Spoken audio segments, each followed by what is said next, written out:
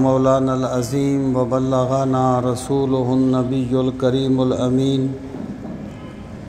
ونحن علی ذالک لمن الشاہدین والشاکرین والحمد للہ رب العالمین رب اشرح لی صدری ویسر لی امری واحلل عقدۃ من لسانی یفقہوا قولی اللہم ارنا الحق حقا وارزقنا اتباعہ وارنا الباطل باطلا وارزقنا اجتنابہ اللہم ارنا الاشیاء کما ہی ان اللہ وملائکتہ یصلون علی النبی یا ایہا الذین آمنوا صلوا علیہ وسلموا تسلیما اللہم صل وسلم علی سیدنا و مولانا محمد وعلی آل و اصحاب سیدنا و مولانا محمد وبارک وسلم وصلی علیہ الصلاۃ والسلام علیک یا رسول اللہ وعلی آلک واصحابک یا حبیب اللہ الصلاۃ والسلام علیک یا شفیع المذنبین وعلی آلک واصحابک یا رحمۃ للعالمین۔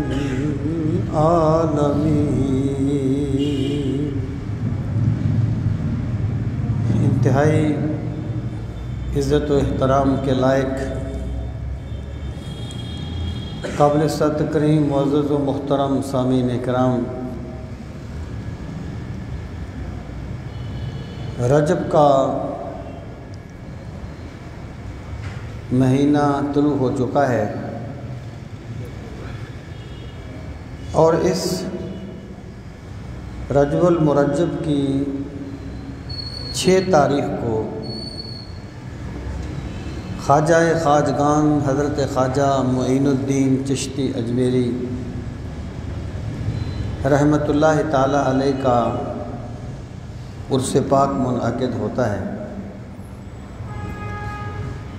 اسی مناسبت سے آج میں حضور خواجہ اجمیر حضرت خواجہ معین الدین اجمیری رحمۃ اللہ تعالی علیہ کی چند تعلیمات اور آپ کے چند افکار آپ کی خدمت میں پیش کرنا چاہتا ہوں۔ سامعین محترم، حضرت خواجہ معین الدین اجمیری رحمۃ اللہ تعالی علیہ عظیم صوفیاء میں سے ہیں اور ان صوفیاء کے سرخیر ہیں۔ سبحان اللہ۔ اسلامی تعلیمات کو اور اسلام کی دعوت کو پھیلانے میں ایک کلیدی کردار ادا کیا۔ آپ جانتے ہیں کہ بر صغیر پاک و ہند میں جو اسلام پھیلا ہے وہ صوفیاء کے ذریعے سے پھیلا ہے۔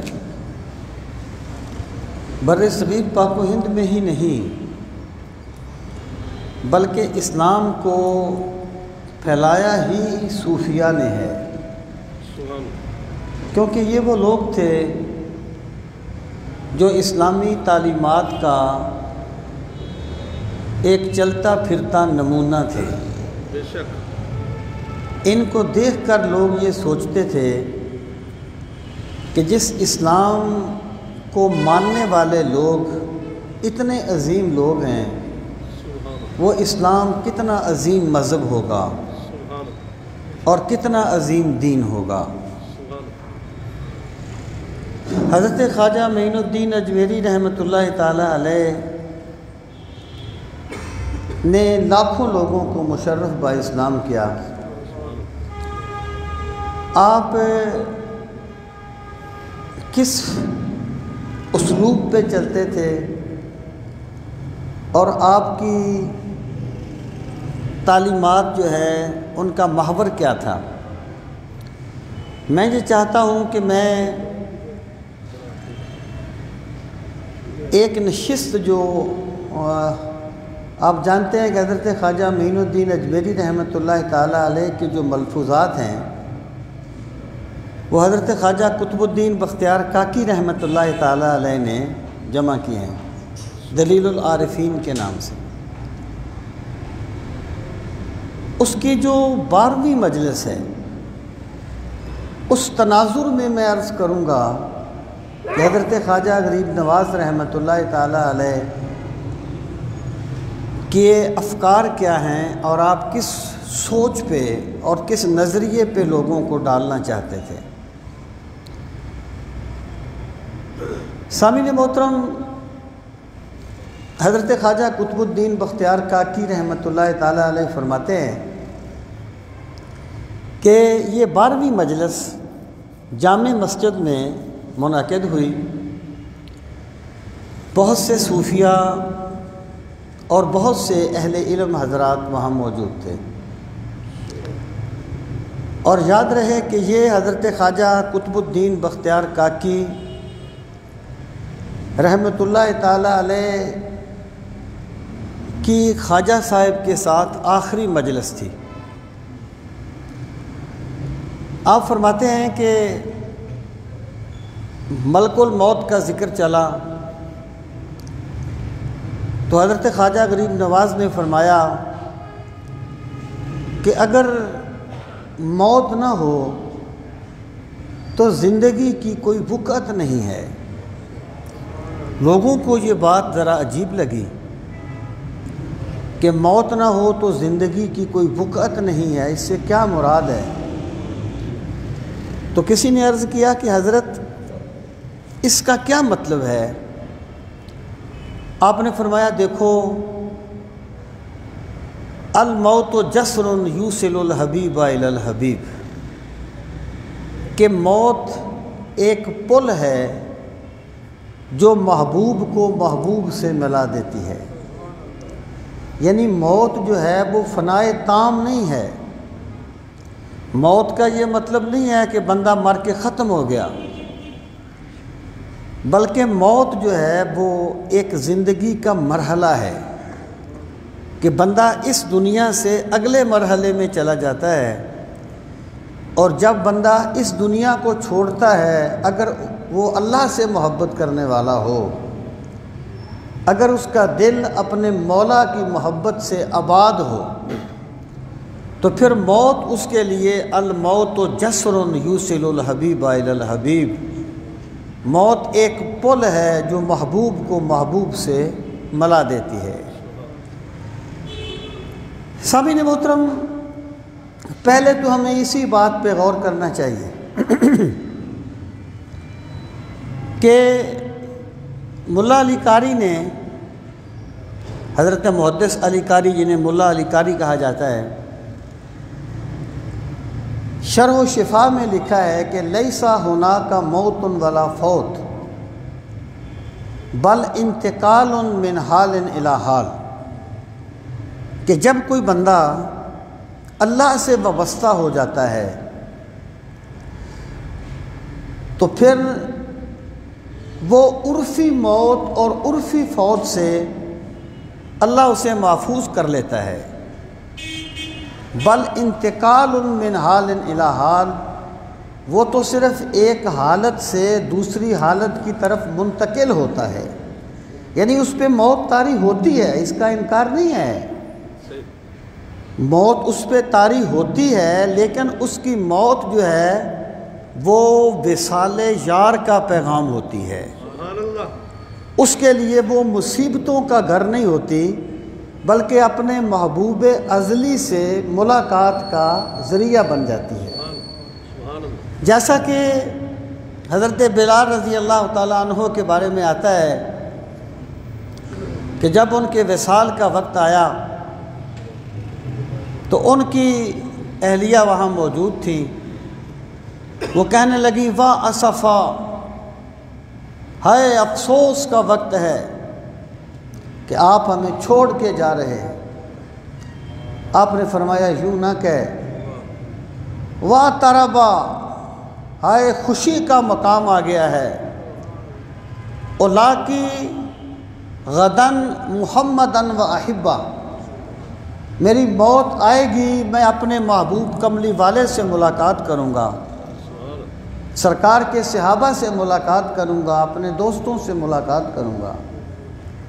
تو پہلی بات آپ نے یہ فرما دی کہ لوگوں، اگر تم اللہ کے ساتھ جڑ جاؤ گے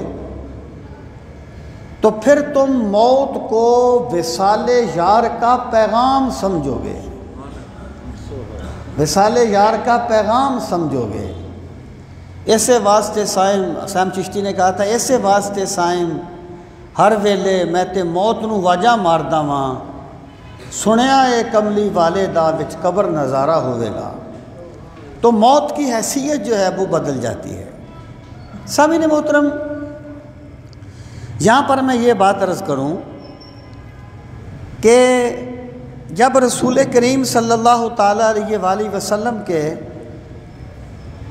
وصال مبارک کا وقت آیا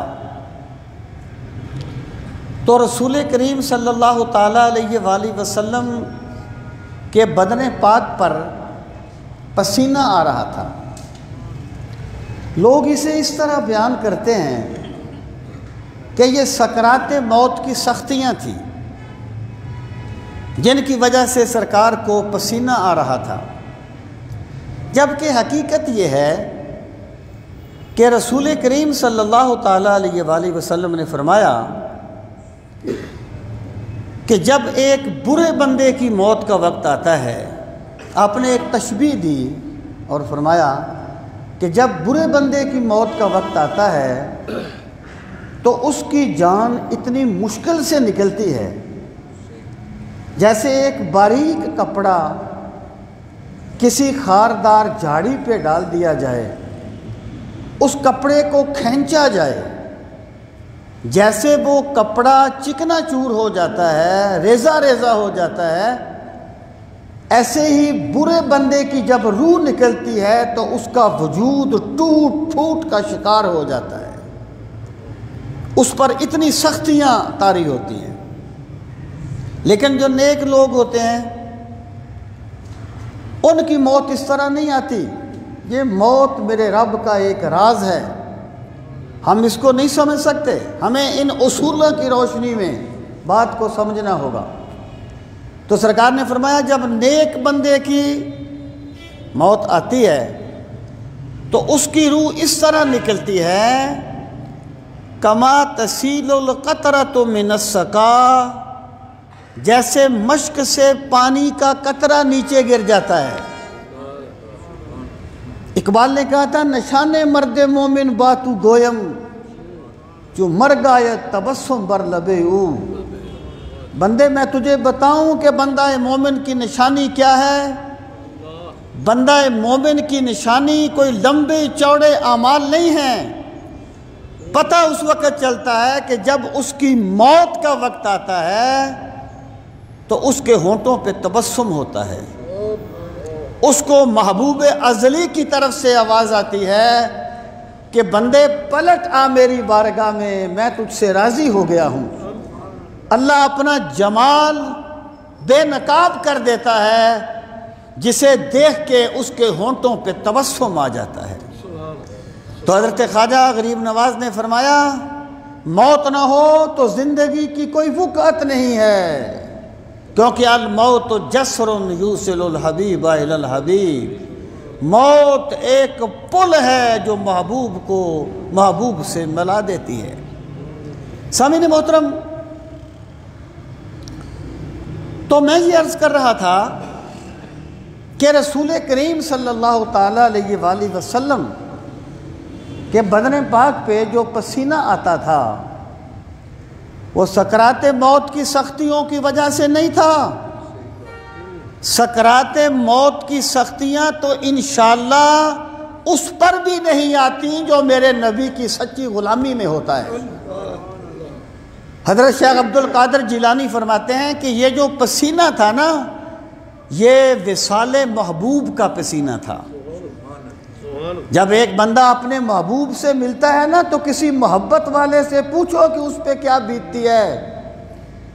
سوال یہ نہیں ہوگی گفتگو کیسے، سوال یہ ہے کہ قائم رہیں گے ہوش و حواس۔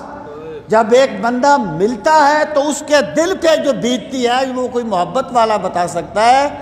تو چونکہ سرکار اللہ سے ملاقات کرنے والے تھے، یہ پسینے وصال یار کے پسینے تھے، یہ سکرات موت کے پسینے نہیں تھے۔ سامعین محترم، تو حضرت خواجہ غریب نواز نے پہلی بات یہ فرمائی کہ موت اگر نہ ہو تو زندگی بے وقعت ہو جاتی ہے، کیونکہ موت ہی وہ پل ہے جو محبوب کو محبوب سے ملا دیتا ہے۔ پھر آپ نے حضرت علی سنجری رحمۃ اللہ تعالیٰ علیہ سے فرمایا کہ کاغذ قلم لاؤ اور میری وصیت لکھو۔ آپ نے پہلے یہ فرمایا تھا کہ مجھے اس سرزمین میں اس لیے لایا گیا کہ یہاں میرا مدفن بنے گا، یعنی میں اسی سرزمین میں دفن کیا جاؤں گا، یہاں میرا مدفن بنے گا۔ اور آپ نے فرمایا کہ اب وقت قریب ہے، چند دن میں، زندگی کے چند دن باقی ہیں اور پھر ہم اللہ کی بارگاہ میں حاضر ہو جائیں گے۔ پھر حضرت علی حسن سنجری سے فرمایا کاغذ قلم لاؤ اور وصیت لکھو، اور خواجہ قطب الدین بختیار کاکی کے نام وصیت لکھو، کیونکہ ہم انہیں اپنی خلافت عطا کرتے ہیں۔ دیکھیں، حضرت خواجہ قطب الدین بختیار کاکی فرماتے ہیں کہ آپ نے وصیت لکھوانے کے بعد مجھے اپنے قریب کیا، مجھے ایک مسلح عنایت فرمایا، ایک عصا مبارک تھا وہ عنایت فرمایا، ایک دستار مبارک تھی وہ عنایت فرمائی۔ اس طرح جو چشتیہ سلسلے کے جو تبرکات تھے وہ حضرت خواجہ قطب الدین بختیار کاکی کے سپرد کیے، اور آپ نے فرمایا کہ یہ وہ چیزیں ہیں جو سلسلہ در سلسلہ ہم تک پہنچی ہیں اور میں نے یہ آپ کے سپرد کر دی ہیں۔ اب ان کی لاج رکھنا، قیامت کے دن مجھے حضور کی بارگاہ میں شرمندہ نہ ہونا پڑے۔ سامعین محترم، اب آپ دیکھیں حضرت خواجہ قطب الدین بختیار کاکی کوئی آپ کے خونی رشتہ دار تو نہیں تھے، لیکن آپ نے جس کو اہل سمجھا اسے اپنا خلیفہ بنا دیا۔ حضرت خواجہ قطب الدین بختیار کاکی نے اپنا خلیفہ بنایا بابا نظام الدین کو، بابا نظام الدین نے بنایا حضرت خواجہ بابا فرید رحمۃ اللہ تعالی علیہ کو۔ یہ تصوف ہے، یہ تصوف ہے کہ جس کو اہل سمجھو اس کو مسند ارشاد پہ بٹھاؤ۔ تو حضرت خواجہ قطب الدین بختیار کاکی فرماتے ہیں پھر میرے دل میں خیال آیا کہ اب شاید میرے کوچ کرنے کا وقت آ گیا ہے، تو آپ نے فرمایا آؤ میرے قریب آؤ۔ تو میں آپ کے قریب ہوا۔ آپ نے فرمایا بیٹا 4 چیزیں ہیں جو بڑی اہمیت کی حامل ہیں، اور میں تمہیں وصیت کرتا ہوں کہ ان 4 چیزوں کو اپنانا۔ یہی چیزیں میری آج کی گفتگو کا لب لباب ہیں، تعلیمات خواجہ اجمیر میں۔ آپ نے پہلی بات یہ فرمائی، آپ نے فرمایا کہ ایسی فقیری اختیار کرنا جس پر بادشاہ بھی رشک کریں، ایسی فقیری اختیار کرنا جس پر تونگری بھی ناز کرے۔ اس کا مطلب کیا ہے؟ یہ بہت گہری بات ہے، بہت گہری بات ہے۔ یہ جو غلاموں کی ذہنیت ہوتی ہے نا، یہ ایک نفسیاتی بیماری میں مبتلا ہو جاتی ہے۔ اور نفسیاتی بیماری کیا ہے کہ انہیں اپنے آقا قوم کی ہر عادت اچھی لگتی ہے، ہر عادت، ان کا ہر کام اچھا لگتا ہے۔ یہ غلامی کی نفسیات ہیں۔ لیکن مجھے پیدا کیا اس دیس میں تو نے جس دیس کے بندے ہیں غلامی پہ رضامند۔ اس کا مطلب یہ ہے کہ تو درویش ہے، اے قطب الدین بختیار کاکی، تو درویش ہے۔ حضرت شیخ عبد القادر جیلانی رحمۃ اللہ علیہ نے فرمایا تھا، ایک درویش کو اپنی گدڑی اتنی ہی پیاری ہونی چاہیے جتنا ایک بادشاہ کو اپنا تخت پیارا ہوتا ہے۔ اسے اپنی گدڑی پر احساس کمتری میں مبتلا نہیں ہونا چاہیے، اسے اپنے کلچر پر احساس کمتری میں مبتلا نہیں ہونا چاہیے، بلکہ جو بندہ فقیر ہو اسے اپنی فقیری پر ناز کرنا چاہیے کہ مجھے اللہ نے فقیری کی لائن دی ہے۔ اگر کوئی بندہ رسول کریم صلی اللہ تعالی علیہ وسلم کی کوئی سنت اپناتا ہے تو اسے سنت پہ احساس کمتری میں مبتلا نہیں ہونا چاہیے، اسے ناز کرنا چاہیے کہ میں نے سرکار مدینہ کی سنت کو اپنایا ہے۔ حضرت فرمایا کرتے تھے کہ جس بندے کو قرآن کا علم دیا گیا اور اس نے اپنے آپ کو کسی احساس کمتری میں مبتلا کیا کہ میرے پاس اتنی دولت نہیں ہے جتنی اس کے پاس ہے، میرے پاس اتنی لمبی گاڑی نہیں ہے جتنی اس کے پاس ہے،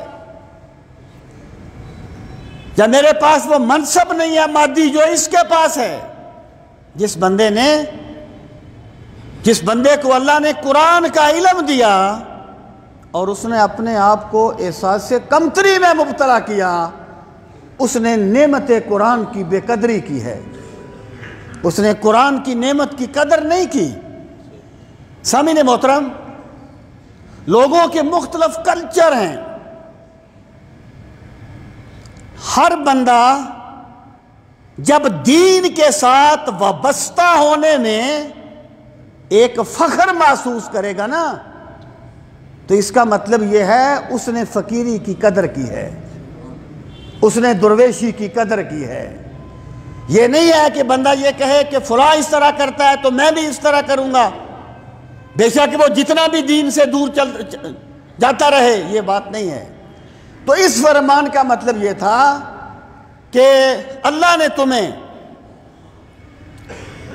اس لائن پہ رکھا ہے، اللہ نے تمہیں فقیری کی لائن پہ رکھا ہے، تو کہیں بادشاہوں کو دیکھ کر احساس کمتری میں مبتلا نہ ہو جانا، بادشاہوں کو دیکھ کر اپنے آپ کو کسی سے کم نہ سمجھ لینا، بلکہ تم یہ سوچنا یہ بادشاہ دنیا کے بادشاہ ہیں اور میں محمد عربی کے در کا فقیر ہوں، اور سرکار کے در کے فقیر وہ ہوتے ہیں کہ جنہیں بادشاہ بھی سلام کرتے ہیں۔ شاہان جہاں کس لیے شرمائے ہوئے ہیں؟ کیا بزم میں طیبہ کے گدا آئے ہوئے ہیں؟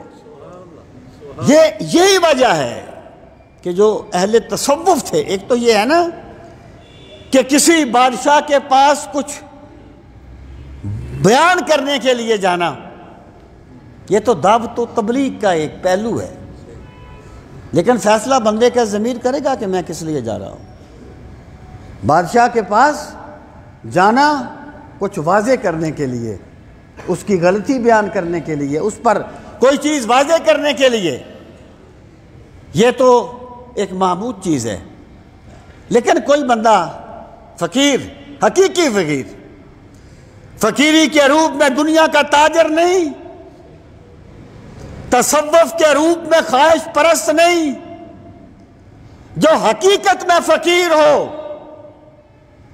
اگر وہ کسی بادشاہ کا قرب پانے کے لیے، کسی مادی مقصد کے لیے اس کے پاس جائے گا تو اس نے فقیری کی نعمت کی قدر نہیں کی۔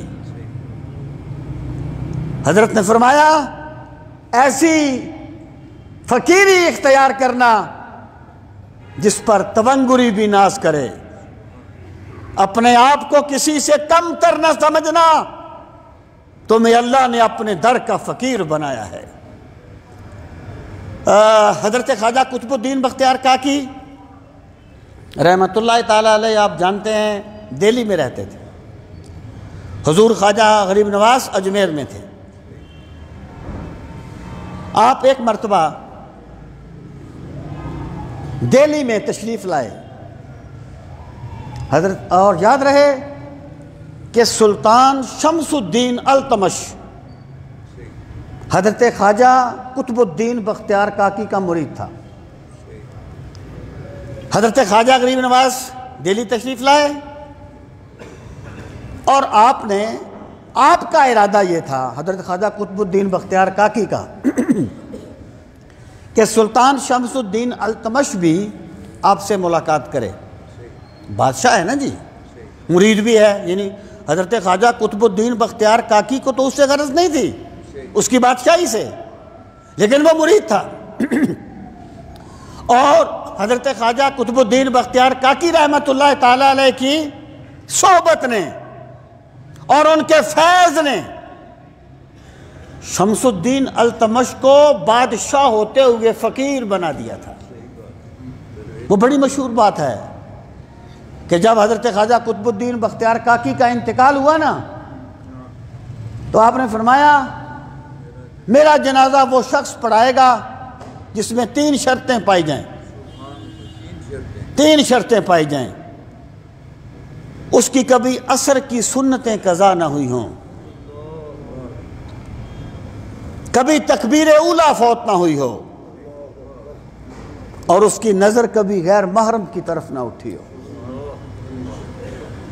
اب حضرت خواجہ قطب الدین بختیار کاکی کا جنازہ پڑھا ہے، کون ہے جی جو دعویٰ کر سکے؟ تو اعلان کیا گیا کہ آپ نے یہ فرمایا تھا، کوئی بندہ آگے نہیں آیا، بڑے بڑے درویش تھے، بڑے بڑے صالح لوگ تھے، ممکن ہے اس میں کچھ احتیاط کا عنصر بھی آتا ہو۔ جب کوئی بندہ آگے نہیں بڑھا، پھر ایک بندہ آگے بڑھا، کہنے لگا خواجہ خود تو چلے گئے اور میرا راز بھی فاش کر گئے، یہ ہندوستان کا بادشاہ سلطان شمس الدین التمش تھا، یہ حضرت خواجہ قطب الدین بختیار کاکی کا مرید تھا۔ تو حضرت خواجہ غریب نواز تشریف لائے، تو آپ نے فرمایا کہ شمس الدین التمش کو دعوت نہیں دینی، بادشاہوں کو، ہمیں بادشاہوں سے کیا غرض ہے؟ حضرت شاہ نصیر الدین گولڑوی نے کہا تھا کہ کج کلاہوں کو نہیں خاک نشینوں سے غرض، کج کلاہوں کو نہیں خاک نشینوں سے غرض، اپنے گھر بیٹھے جو ہو وقت کا سلطان کوئی، ان درویشوں کو کیا غرض ہے؟ جس کا بندہ ہوں ازل اس کا ابد اس کا ہے، جس کا بندہ ہوں ازل اس کا ابد اس کا ہے، لاکھ فانی ہوں تعلق تو ہے لا فانی سے، یہ لا فانی کی یاد میں مگن ہونے والے ہوتے ہیں۔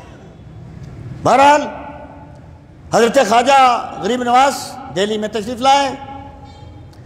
شمس الدین، یہ کیسے ممکن تھا کہ شمس الدین التمش کو پتہ نہ چلے کہ حضرت خواجہ غریب نواز تشریف لائے ہیں؟ مخلوق خدا امڑ پڑی تھی، تو شمس الدین التمش بھی آ گیا۔ اسے اسپیشل ٹائم نہیں دیا گیا،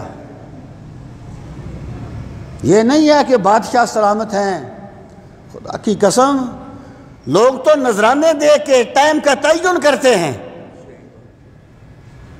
بڑے نذرانے والے کو زیادہ ٹائم ملتا ہے، اور بڑے نذرانے والوں کا ٹھہراؤ بھی اور طریقے سے ہوتا ہے۔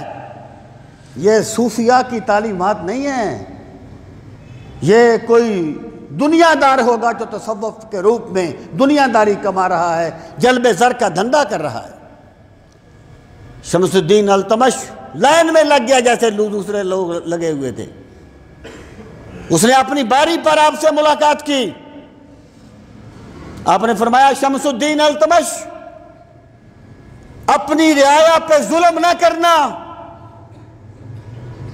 جو بندہ رعایا پہ ظلم کرتا ہے اللہ اسے ذلیل کر دیتا ہے، اور یاد رکھنا قیامت کے دن تجھے رعایا کے ایک ایک فرد کا جواب دینا ہوگا۔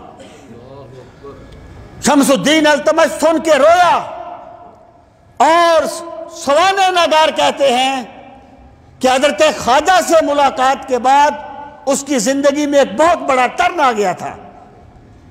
یہ وہ لوگ تھے جو اپنی فقیری پر نازاں تھے۔ میں آپ کو ایک مثال دیتا ہوں کہ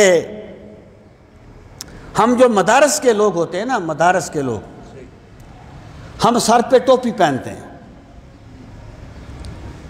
اور داڑیاں بھی ہماری پوری ہوتی ہیں الحمدللہ۔ ایک صاحب ہیں، ان سے کسی نے کہا کہ یار لوگوں نے، یعنی لوگ جب وہاں مدارس سے ادھر آتے ہیں، فیلڈ میں آتے ہیں، تو اکثر کی ٹوپیاں اتر جاتی ہیں اور کچھ کی داڑیاں بھی چھوٹی ہو جاتی ہیں لوگوں کو دیکھ کے۔ اسے کسی نے کہا کہ یار یہ تم نے ٹوپی نہیں اتاری، فلاں نے اتار دی، فلاں نے اتار دی، تم نے نہیں اتاری۔ اس نے کہا بھائی اگر دوسرے لوگ مجھے دیکھ کے ٹوپی پہنتے نہیں ہیں تو میں انہیں دیکھ کے ٹوپی اتاروں کیوں؟ اسے کہتے ہیں ناز کرنا اپنے کلچر پہ، ناز کرنا اپنی تہذیب پہ۔ جس چیز کو بندہ صحیح سمجھتا ہے لوگوں کی وجہ سے اس کو نہ چھوڑے، یہ احساس کمتری ہے۔ جس چیز کو بندہ صحیح سمجھتا ہے لوگ کچھ بھی کہے وہ اپنے حق کے ساتھ وابستہ ہو جائے، اسے فقیری کی لائن کہا جاتا ہے۔ وہ حضرت سلمان فارسی جب مدائن کے گورنر لگے نا تو وہاں پہنچے، کھانا کھانے لگے تو ایک لقمہ روٹی کا نیچے گر گیا۔ حضرت سلمان فارسی نے اسے اٹھا کے صاف کیا اور کھانے لگے، تو جو سکورٹی پہ بندہ متعین تھا کہنے لگا حضرت، اشارہ کیا کہ یہ کام نہ کریں۔ لوگ کیا کہیں گے کہ گورنر صاحب روٹی کا لقمہ اٹھا کے کھاتے ہیں۔ حضرت سلمان فارسی نے اس کی طرف غصے سے دیکھا، آپ نے فرمایا میں تجھ جیسے کمینے کے لیے اپنے نبی کی سنت نہیں چھوڑ سکتا، اور خدا کی قسم جسے سنت سمجھتا ہے بندہ اس پر ناز کرے، یہ ایمان کا تقاضا ہے، اور سنت سمجھ کے لوگوں کے لیے اس کی مخالفت کرنا یہ احساس کمتری ہے۔ میرے خواجہ غریب نواز نے فرمایا ایسی فقیری اختیار کر جس پر بادشاہ بھی ناز کرے۔ بادشاہوں کو دیکھ کے کسی احساس کمتری میں مبتلا نہیں ہونا، بلکہ ناز کرنا ہے، ہمیں اللہ نے اپنے در کا فقیر بنایا ہے۔ اپنے مرید کو دیکھیں، پھر بات یہ ہے کہ جب ایک بندے کو پتہ ہو نا کہ یہ میں آخری اس کو وصیت کر رہا ہوں، اس وقت وہ اپنی زندگی کا نچوڑ اس کو بتاتا ہے۔ اور زندگی جو ہے نا، زندگی یہ کتابیں پڑھنے سے سمجھ نہیں آتی، یہ گزارنے سے سمجھ آتی ہے۔ بہت سی چیزیں وقت سکھاتا ہے بندے کو، ویسے نہیں سمجھ آتی۔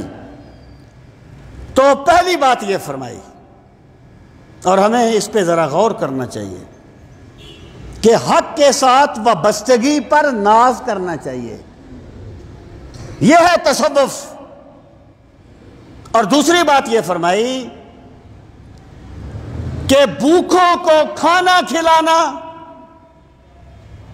اور بے بسوں کی مدد کرنا،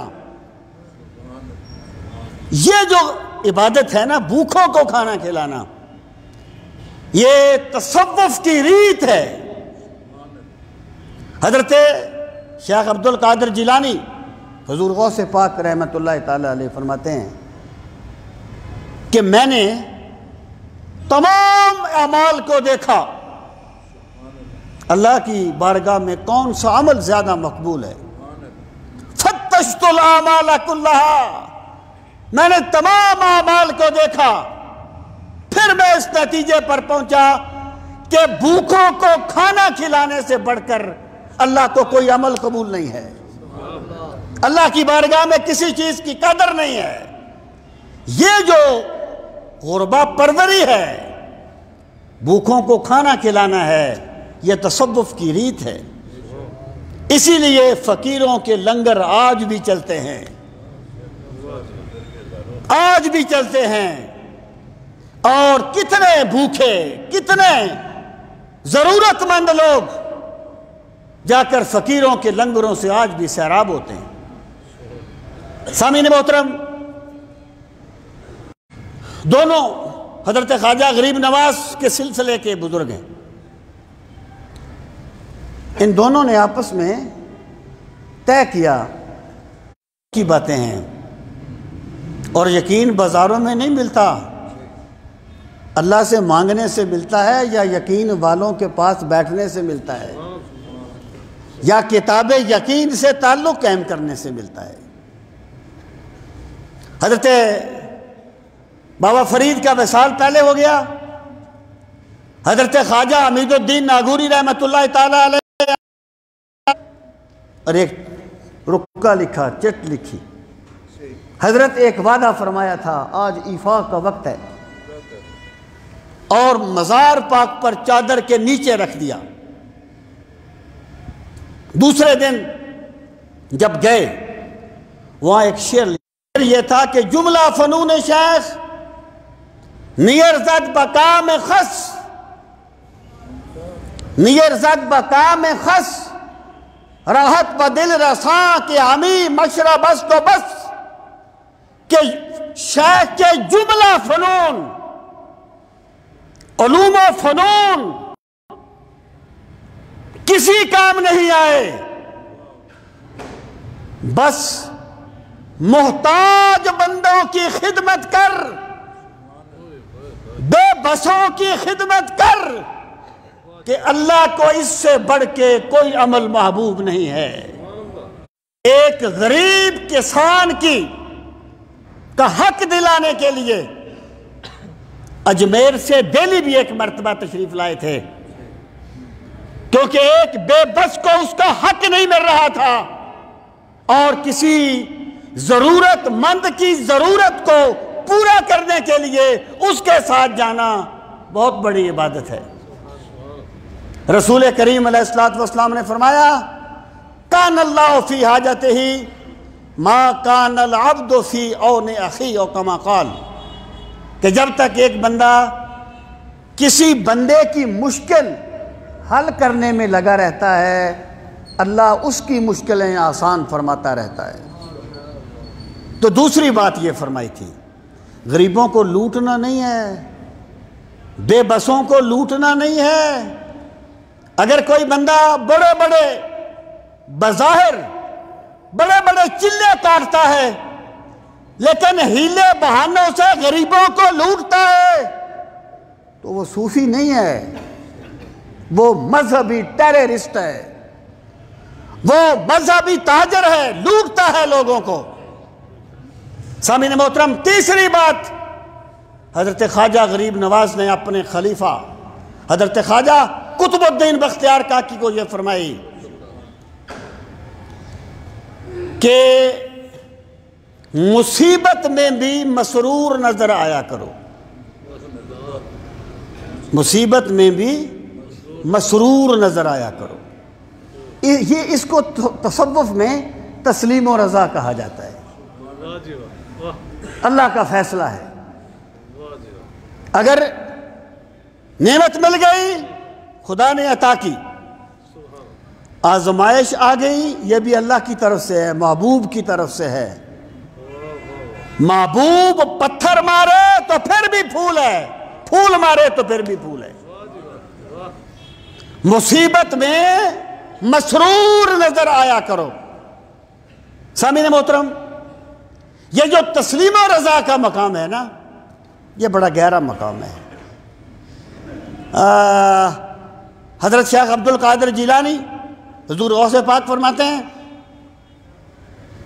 سالنی شیخ فی المنام ایو عبد یتقرب العبد بہ الی اللہ ایو طریق یتقرب العبد بہ الی اللہ قلت لذالک ابتداء و انتہا فابتداؤہ البرء والتقوی وانتہاؤہ التسلیم والرضا۔ اللہ ایک شخص نے مجھ سے خواب میں پوچھا، اے شیخ عبد القادر جیلانی، اے شہنشاہ بغداد، اے پیروں کے پیر، مجھے بتائیے وہ کون سا راستہ ہے جس پہ چل کے ایک بندہ اپنے رب کے قریب ہو جاتا ہے؟ کیا سوال ہے، سبحان اللہ۔ طلب ہی ختم ہو جائے تو جواب کیسے ملے گا؟ سوال ہی ختم ہو جائے تو جواب کیسے آئے گا؟ وہ کون سا راستہ ہے جس پہ چل کے ایک بندہ اللہ کے قریب ہوتا ہے؟ حضور غوث پاک فرماتے ہیں، میں نے کہا لذالک ابتداء و انتہا، اس ابتدا ہے اور ایک انتہا ہے۔ فابتداؤہ التقوی والورع، اس راستے کی ابتدا تقوی ہے، ورع بھی تقوی کو کہتے ہیں، یعنی اللہ سے اللہ کے، یہ بھی تصوف کی بنیادی تعلیمات میں سے ہے۔